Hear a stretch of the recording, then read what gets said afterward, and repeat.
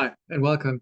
So I've been sharing some learnings coming out of conversations of the individual coaching and group coaching, as well as my personal reflections while working with leaders in the creating accountability module, as well as keeping others to account module. And all of this is in the Leading Accountability Part 1 program.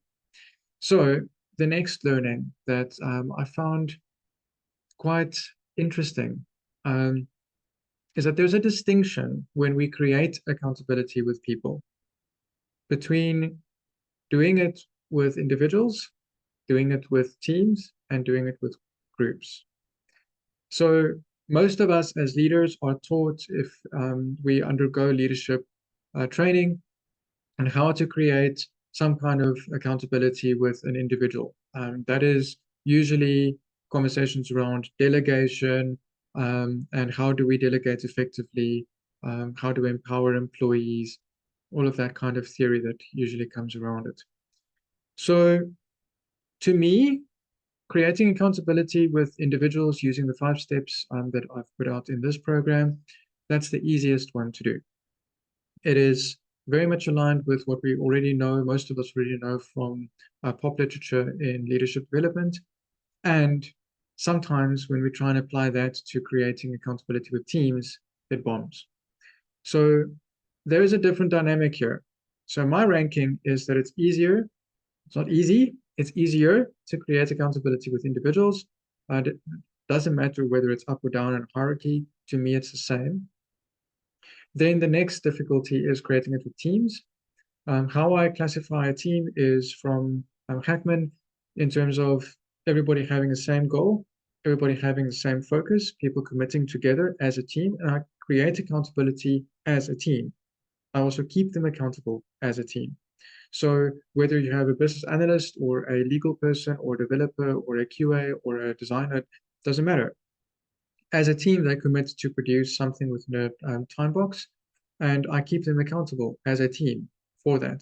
So my job as a leader is, again, to show the direction and to ensure that I support them in creating shared understanding about that direction.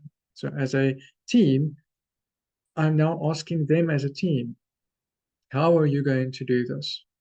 I'm creating the space for them to think through it. I've already brought why we need to do this piece of work.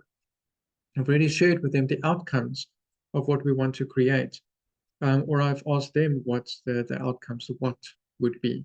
Then I help them to think through how they are going to do it as a team, brainstorming, workshopping through that. Now, here, it's interesting as a team that I'm not focusing on an individual role. I don't really care how the BA is going to do the analysis. I care about how the team is going to do the analysis. Yes, the BA has a lead role probably in doing that, but it doesn't mean that the BA is the only person busy with analysis. So I keep on asking the team, how are you going to do this? How are people going to support the analysis effort throughout the team? And as a team, I'm keeping them accountable for doing that piece of work. Now, when I keep the team accountable, similarly, as a team, you said that you're going to give me feedback or you're going to give the client regular feedback once every 2 days. Even though somebody said that they were going to take responsibility for actually writing the email, I keep the team accountable for doing that.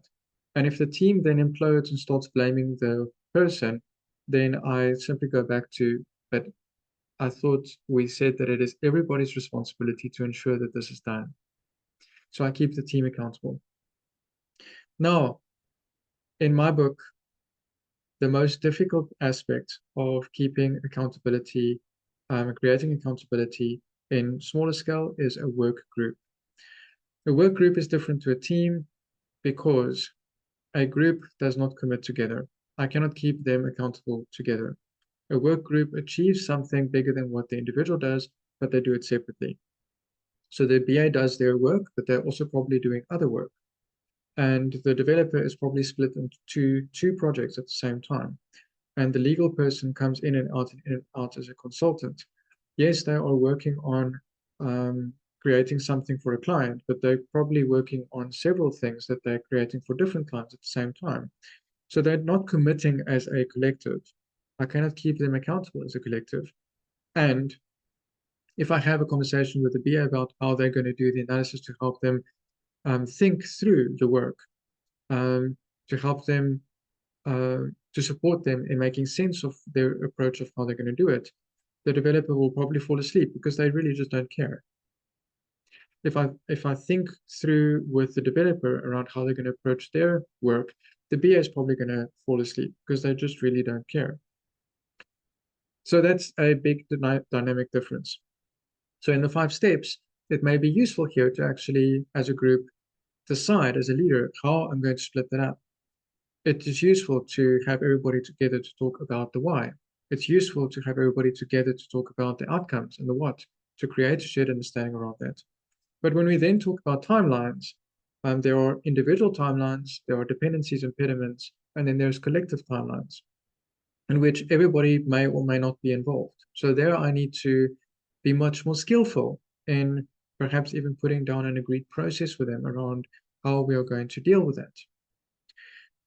Then there is also the how. I might have an individual conversation with the BA and the legal person around how they're going to work together to analyze and do certain things.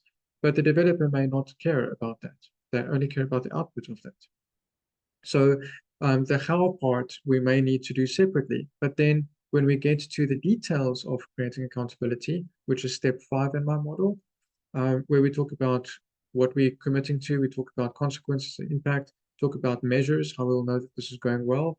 We talk about feedback, impediments, dependencies, and updates. All of those things are actually about collective commitment. So what is it that we are actually committing to? How will we know that we are done? What does it look like? What does feedback look like between all of you in a work group? That's usually not required in a team. That's an explicit conversation that's useful to lead as a leader. How are you collectively going to ensure that the client is updated? How are you going to ensure that legal knows when you need their help with enough lead time? Things like that. That becomes a conversation that, as individuals in a group, they usually don't think about. So now everybody has a different understanding of how they're going to work together. That's where things fall through the gaps.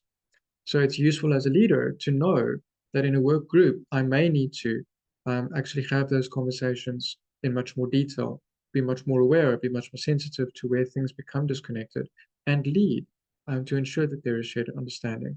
So again, how we create accountability with individuals and teams is different. And then again, with work groups is different yet again. In most of our education, our training, we assume or we get told that they are the same. I hope this is useful. What are your thoughts?